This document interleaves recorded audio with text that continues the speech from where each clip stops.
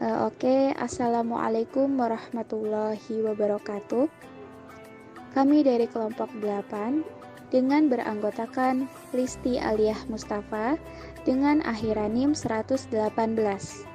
Lalu ada Lailatul Afiyah dengan akhiran NIM 132 dan Fadlur Rahman dengan akhiran NIM 143. Berikut ini akan dijelaskan mengenai tasawuf dan tarekat yang mencakup doktrin dan gerakan. Ya, pada dasarnya ketika kita berbicara mengenai tasawuf, tidak akan jauh-jauh dari pembahasan mengenai tarekat. Walaupun tasawuf dan tarekat ini memang berbeda dari berbagai aspeknya, tetapi kedua hal ini berelasi secara dekat dan erat.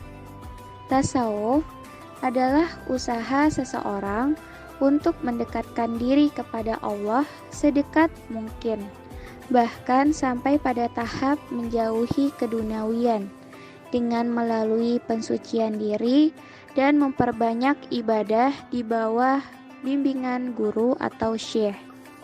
Sedangkan tarekat adalah ajaran-ajaran tasawuf yang menjadi jalan atau langkah yang harus ditempuh untuk mendekatkan diri kepada Allah. Selanjutnya, definisi dari doktrin atau gerakan dalam tarekat itu sendiri. Doktrin dalam tarekat merupakan sebuah ajaran pada suatu aliran tarekat keagamaan serta pendirian segolongan keagamaan secara spiritual. Singkatnya, ajaran yang bersifat mendorong untuk bertasawuf melalui tarekat. Sedangkan yang dimaksud dari gerakan dalam tarekat ini yaitu aktivitas atau kegiatan yang dilakukan dalam tarekat tersebut dengan harapan bisa lebih berkembang. Lanjut, Harun Nasution berpendapat bahwa kata tarekat berasal dari kata thariqah yang berarti jalan yang harus ditempuh seseorang calon sufi dalam mencapai tujuannya. Tujuannya yakni berada sedekat mungkin dengan Allah Subhanahu wa taala. Tarekat kemudian memiliki arti organisasi serta setiap tarekat biasanya harus mempunyai syekh yang bersanad keilmuannya. Kemudian upacara ritual tersendiri, bentuk zikir dan wiridnya masing-masing yang biasanya dilakukan dengan istiqomah. Dalam tarekat Islam, jumlah tarekat di dunia sebenarnya sangat banyak. Kalau di Indonesia mungkin sekitar 10-an lebih. Akan tetapi dalam presentasi ini yang akan dibahas itu beberapa tarekat yang mempunyai anggota yang cukup banyak di Indonesia dan tarekat tersebut cukup terkenal. Dalam proses untuk menjadi murid sebuah tarekat dilakukan pembaiatan oleh mursyid terhadap murid tersebut. Murid dapat diberi ijazah ringan untuk mengamalkan sebuah amalan dalam tarekat. Murid dapat diangkat menjadi khalifah melalui pemberian ijazah langsung oleh mursyid. Proses tersebut melahirkan kuatnya hubungan rantai spiritual antara mursyid dengan murid. Rantai hubungan spiritual tersebut biasa disebut dengan istilah silsilah, sanad, atau organisasi tasawuf. Yang pertama, tarekat Naqsabandiyah. Pendiri dari tarekat ini adalah Muhammad bin Muhammad al-Husain al-Uwaisi al-Bukhari karena lahir di Bukhari.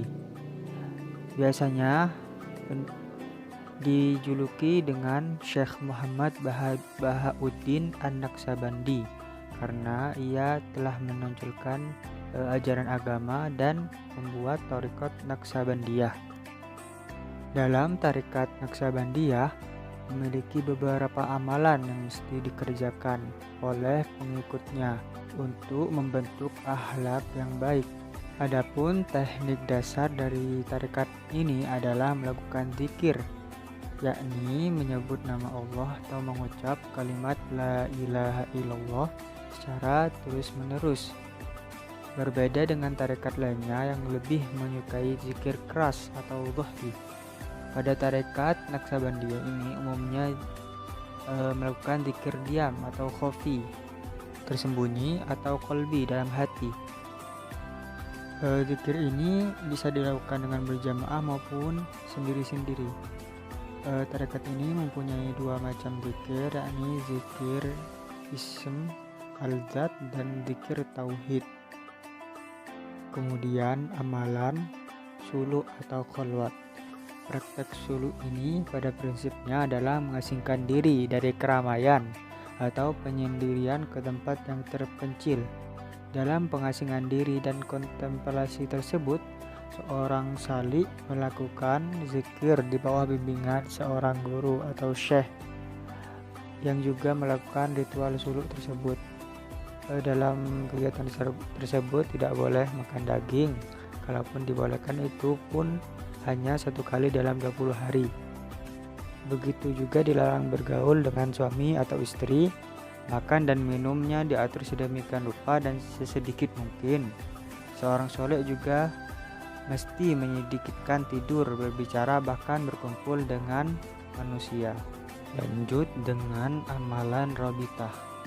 Amalan ini merupakan suatu bentuk menghadirkan rupa atau wajah seorang guru pada waktu berzikir. Walaupun pada saat sesudah dalam keadaan zikir, tentu konsentrasi orang tersebut akan terpusat kepada Allah, di mana rupa syekh atau guru tersebut tidak lagi terbayang, apalagi dalam keadaan fana fi Allah, hilang kesadaran, maka akan tenggelam dalam menyaksikan kebesaran dan keagungan Allah. Tujuan dari rabitah ini adalah untuk selalu mengingat kepada syekh atau mursyid atau guru, karena merasa selalu diawasi dan diperhatikan oleh guru, juga merasa malu dan takut apabila mereka melanggar ajaran guru tersebut. Syekh dalam amalan-amalan tarekat bukan dianggap sebagai suatu campur tangan, melainkan sebagai kawan dalam perjalanan menuju ke sisi Tuhan atau mendekatkan diri kepada Tuhan. Yang kedua, tarekat Qadiriyah. Tarekat ini didirikan oleh Syekh Abdul Qadir Al-Jailani dengan beberapa sifat utama dari ajarannya, yakni cegahan untuk tidak tenggelam dalam keduniawian dan penekunan untuk melakukan sedekah dan yang bersifat kemanusiaan. Hal ini dilakukan dengan harapan ingin menutup pintu neraka secara rapat-rapat dan membuka pintu surga selebar mungkin untuk seluruh umat manusia. Dalam tarekat ini, zikir yang dipakai adalah ungkapan yang diambil dari Al-Quran. Juga sebuah zikir yang representatif diajarkan olehnya, yakni berupa istighfar, sholawat, dan tahlil, atau ungkapan aku memohon ampun kepada Allah yang Maha Kuasa, Maha Besar Allah. Wahai Allah, terlimpahlah sholawat kepada junjungan Nabi Muhammad, keluarga dan para sahabatnya. Tiada Tuhan selain Allah. Ungkapan tersebut dibaca 100 kali dan yang terakhir diulang-ulang sampai 500 kali, biasanya dalam bahasa Arab. Kemudian juga doa-doa lain yang lebih panjang yang disebut dengan wirid. Tarekat ini menekankan semangat besar untuk bersedekah dan bersifat non-fanatisme. Tarekat ini memiliki kasih sayang terhadap semua makhluk, rendah hati, dan menjauhi fanatisme dalam keagamaan maupun politik. Kemudian ada ungkapan membaca manaqib Syekh Abdul Qadir Al-Jailani pada tanggal 10 malam tiap bulan bisa melepaskan kemiskinan. Karena hal itu akhirnya manaqib populer baik di Jawa maupun Sumatera. Manaqib itu adalah membaca kitab biografi seorang ulama seperti Syekh Abdul Qadir Al-Jailani. Selanjutnya, Tarekat Syadziliyah yang didirikan oleh Syekh Abdul Hasan Ali Asyadzili. Ajaran Tarekat Syadziliyah ini tidak mengembangkan disiplin khas sufi apapun kepada para jamaahnya. Ajarannya pun sangat longgar, sehingga Abdul Hasan Ali Asyadzili tidak pernah melarang murid-muridnya untuk meninggalkan profesi keduniaan mereka. Berdasarkan kitab-kitab Tarekat Syadziliyah, tidak adanya syarat-syarat yang berat, kecuali mereka harus meninggalkan semua perbuatan maksiat, memelihara segala ibadah yang diwajibkan, melakukan ibadah-ibadah sunnah mengikuti jejak sunnah Nabi Muhammad, zikir kepada Allah sebanyak mungkin, yang mana sekurang-kurangnya 1000 kali sehari setiap malam, istighfar sebanyak 100 kali, sholawat kepada Nabi sekurang-kurangnya 100 kali sehari semalam, serta melakukan beberapa zikir lain. Yang keempat, Tarekat Syatariyah. Tarekat ini didirikan oleh Syekh Abdullah Asy-Syatar di India. Setelah beliau wafat, tarekat ini menyebar ke Mekah yang dibawa oleh Syekh Ahmad Al-Qusasi dan Syekh Ibrahim Al-Qurani. Dari kedua syekh ini, Tarekat Syatariyah diajarkan kepada Syekh Abdul Rauf Singkel yang merupakan orang Indonesia, yang selanjutnya oleh beliau disebarkan kembali ke beberapa wilayah di Indonesia. Zikir yang dianjurkan oleh Abdul Rauf antara lain bacaan tahlil La ilaha illallah. Abdul Rauf mengajarkan kepada para muridnya agar mengamalkan zikir La ilaha illallah ini secara kontinu atau terus-menerus, dan menenggelamkan hati di dalamnya atau istiqrar al-qalb, hingga mereka dapat merasakan manfaat atau buahnya yang tak terbatas. Mengenai etika zikir, Abdul Rauf mengelompokkannya dalam 3 bagian, yaitu 5 hal sebelum zikir, 12 perkara ketika zikir, dan 3 hal setelah selesai zikir. Adapun mengenai 5 hal yang harus dipersiapkan sebelum zikir adalah bertaubat, mandi dan mengambil air wudhu, berkonsentrasi untuk memperoleh keyakinan, meminta pertolongan syekh atau guru, serta meyakini bahwa bantuan dari Nabi Muhammad SAW, karena syekh pada hakikatnya adalah pengganti Nabi.